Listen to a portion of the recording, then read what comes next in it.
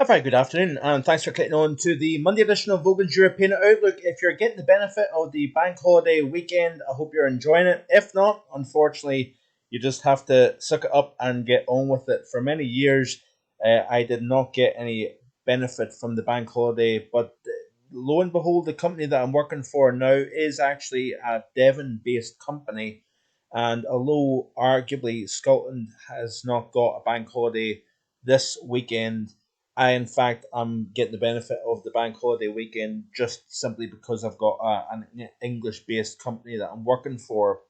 So, a bit of information that is completely unrelated to weather and pretty useless, but I thought I'd throw that in for good measure anyway. As promised, we are going to look at a little bit with regards to the winter upcoming, the autumn upcoming, before we get to the winter, of course, and also be sure to look and watch the video from yesterday, the 56th edition of the Global Weather and Climate Report. It was a big one, and I encourage you to have a watch of that if you haven't already done so. Also, if you haven't already done so, be sure to hit the subscribe button, hit that notification bell for each upload. Lots of content here on the channel that you may not be receiving elsewhere, so I encourage you to stick around.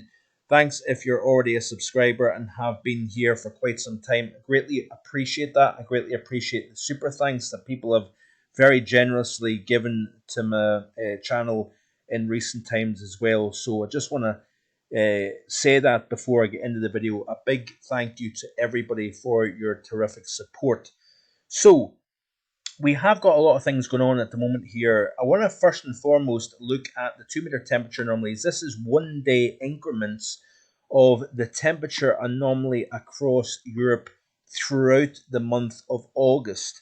So this is starting off on the 1st of August 2023, if I am right in saying that.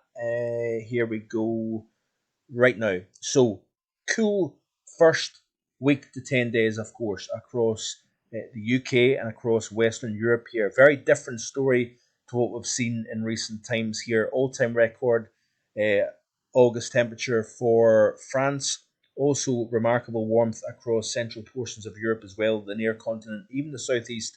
We did see some warmth. I think the rain that we've seen throughout the month of July and early August has possibly kept the August maximum for the UK below 30 Celsius. Now, it did occur a couple of years ago, so it's not completely out of the ordinary, but I suppose in recent times, with the level of warmth that we've seen, I suppose it is a little bit of a surprise to some people that the temperature, at least somewhere in the UK, hasn't achieved that 30 Celsius mark.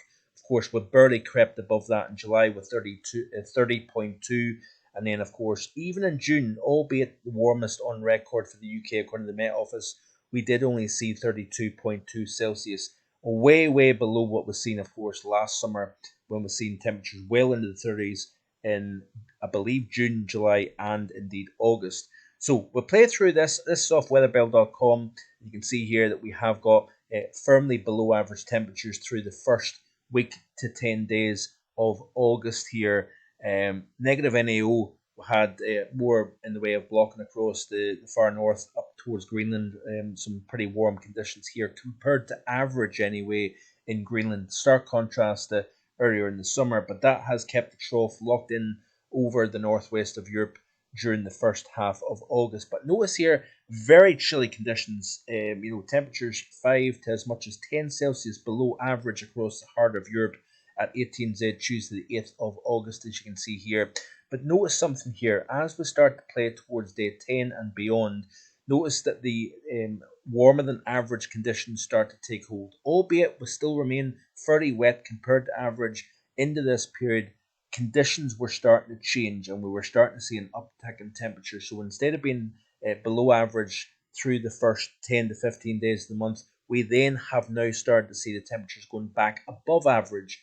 The CET is running a good degree or so above average. Northern portions of the UK in particular are warmer than average. Average conditions further south for the month of August, but I think the temperature will average out just slightly above average for August and slightly above average precipitation wise here. We will score the summer forecast here on marflingweather.com in the next few days here, so stay tuned for that. Also, September outlook and some ideas with regards to the autumn season. But you notice here that as we play through the period here, you can see this kind of slightly warmer than average across the north, slightly below average England, Wales, and Ireland here. Northern Ireland staying slightly above average as well, as you can see here. But as we play through the loop, you notice here as we push towards the current period, albeit warmer than average, especially across France, northern Iberia, the Low Countries, and Germany. This is where the temperatures really increased, and we've seen some remarkable temperatures across parts of France into Switzerland, Germany, the Alpine region, temperatures into the 30s in places at 1600 meters above sea level. For example, Zermatt at over 1600 meters above sea level was seeing temperatures 31 degrees Celsius. That was 4 days ago, and this was the scene at the same place literally today. I believe it was today anyway. This was in the Swiss Alps. So 4 days ago, the temperature reached a balmy 31 Celsius. 4 days later, snow accumulating and a real wintry scene. Why was that the case? We've seen an area of low pressure move across the UK and Ireland, bringing more heavy showers, thunderstorms, gusty winds, and then that very frontal system moved through Iberia, France, wiping out the tremendous levels of warmth. Now, this is here, you can see it very clearly on this chart here of Weatherbell, that as we started to push towards the period of the 23rd beyond, you can see tremendous levels of warmth here on this chart in northern Iberia, southern France. That is, of course, where the record-breaking warm temperatures have been. Then, as you can see here, the cooler conditions moving into the UK and Ireland here. And then watch this. The cold front swept through Iberia, France, Low Countries, and then into the central portion of Europe. Now, the Balearics, of course, blasted by severe thunderstorms, damaging winds, stuff getting blown around, people getting blown over in places such as Palma del Mallorca. And we've seen a tremendous temperature drop across Western Europe here. So sweeping out the latest heat wave across southern and western Europe here, as you can see. And now we're left in a situation like this here. Below average UK, Ireland, Iberia, France, Low Countries, Germany, and into the Alpine region. And this was the scene in the Swiss Alps as that frontal system moved through. Now the upcoming period looks like this here. We do have, if I can get the right chart, just bear with me just a wee second here. Sorry about this.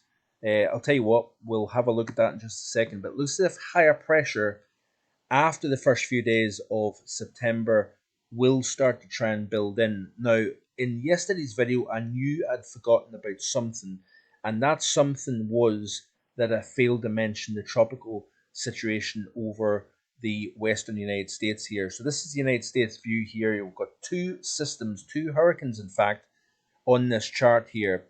The first one, I will just come off this video for a second here. Now, the first one is Ida. I forget this. I actually forget the pronunciation of this hurricane. I do apologize. It's moving between Cuba and the Yucatan Peninsula. We've got Hurricane Franklin over the western portion of the Atlantic. That will be tracking northwards, as will this hurricane here that we're really keeping an eye on. Could be a Cat 2, could be a Cat 3, heading towards northwestern Florida in the coming days here. This could be a major hit in this region of the country here. So that is something I failed to mention, unfortunately, in yesterday's global weather report. So we've got this situation evolving on Wednesday, possible landfall into the bight of Florida. We've also got further east Hurricane Franklin. That could become a major hurricane in the Atlantic. Now, the reason why I'm showing you that in the European outlook, folks, is the fact that this could have significant influence on our weather. So we've got a trough moving east over the United States. There is the system that I have forgotten to name here, so I do apologize. Very unprofessional, of course. But we do have this system. So we've got Franklin and we have this hurricane that's now moving through the gap between western Cuba and the far eastern Yucatan Peninsula. Both these features are moving north. As it does so, we see, of course, the trough over the UK and Ireland, bringing the continuation of cool conditions and low pressure dominance over our part of the world here. What we've got is this system and this system merging with this deepening trough over the eastern United States. As these features drive warmth, tropical warmth, northwards over the western portion of the Atlantic, particularly so Franklin. As it does so, what we're seeing is a buildup of pressure to the northeast of the feature here over the North Atlantic. That in turn deepens the trough over the UK and Ireland for a time through the middle and second half of this work week. But watch what happens, folks, as these feature then merge with that trough, exiting eastern Canada, eastern United States. What that's going to do is it's going to build the pressure. It's going to force the trough over the UK and Ireland as we push towards this upcoming weekend, which is, of course, the first weekend of meteorological autumn. What that's going to do is it's going to force the southward displacement of this kind of trough that becomes cut off, divorced from the upper setup. Then, as that drifts into Iberia, we're going to start to see high pressure building from the northwest off the North Atlantic into the UK and Ireland. And essentially what that's going to do is it's going to force a different type of pattern towards the end of week 1 of September. And this could be a game changer. This could be the sign of your classic high pressure dominated September pattern. Remember, May and September can be dominated by high pressure, and it looks as if the tropics are going to potentially help that situation evolve over our part of the world here. So we need to keep a close eye on that as we go forward here. Remember, warm sea surface temperatures, need to watch mid and late August for potential storminess. On to the winter season. El Nino, it looks as if is going to be in place as you would expect for the upcoming winter season. Now, I'm going to jump back and forward. The easterly QBO is present, so if we're going to have an easterly QBO winter this season.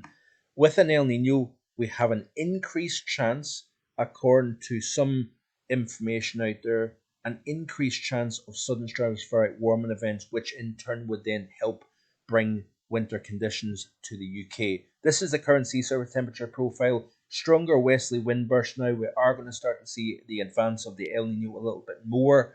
Of course, we've got the warm North Atlantic, warm North Pacific here, as you can see. And then, of course, what happens with the El Nino as we go towards the late autumn and winter season. Now, according to the latest run of the CFSV2, we have got the El Nino core coming off South America and spreading towards the central portion of the Pacific. Now, if we can get the core of that warmth to peel off the South American continent, so in other words, slight cooling off along the coast, the strongest warmth over the central portion of the Pacific, that could be favourable for a North Atlantic blocking situation this upcoming winter season here, more of a negative NAO. The problem that we have is that the Indian Ocean dipole looks as if it's going positive, and a positive Indian Ocean dipole, like we've seen with the very powerful Indian Ocean dipole in 2019, that can have a negative influence, having more positive North Atlantic oscillation and more Atlantic influence on our weather here. So we need to keep an eye on it. But notice something here, that the IOD is expected in January to go less positive and back towards neutral once again, which would have a positive impact on the conditions. We've got the solar cycle to take into consideration as well. We need to watch that. But the El Nino, it looks as if, will be fairly weak, moderate to possibly borderline strong as we push towards late autumn and into the winter season here. But, it's all to play for. And I will look at this in a lot more detail as we go forward with regards to the situation as we evolve. Looking very quickly, if I don't run out of time at the CFSV2, unfortunately I'm going to run out of time, folks, but I'm not going to be able to get the chance to do it. Have you enjoyed today's video?